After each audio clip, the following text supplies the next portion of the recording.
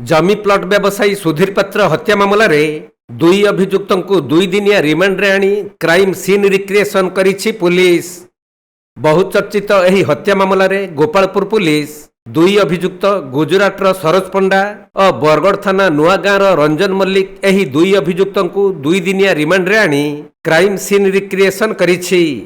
कोर्टुंक निर्देश क्रमे गोपालपुर पुलिस एक टीम सेमानंकु रिमांड रे आनी मेडिकल रे स्वास्थ्य परीक्षा करिबा परे थाना को आनिथिले। पर सदर एसडीपीओ शुभ्रांशु शेखर परिडा और थाना अधिकारी सत्यरंजन लेंका उपस्थिति रे सुधीर पात्रंकु किपरि घटनास्थल अपहरण पर हत्या करा जाइथिला से नै तथ्य संग्रह करिथिले। आउ आज 2 अभियुक्तंकु अपहरण स्थल को नहीं क्राइम सीन रिक्रिएशन करिछि पुलिस। सूचनायोग्य जे पूर्वर मध्य एही हत्या मामला रे सामिल होई सजा काटुथुबा झियारी और पुतुरांक समेत समस्त अभियुक्तंकु पुलिस रिमांड रे आनी बहु तथ्य संग्रह करिथिबा जଣା पड़िछि।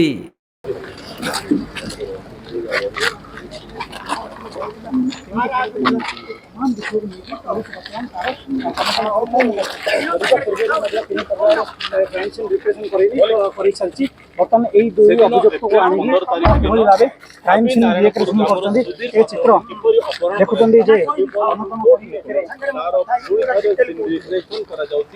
अभियुक्त सरोज पंडा और रंजन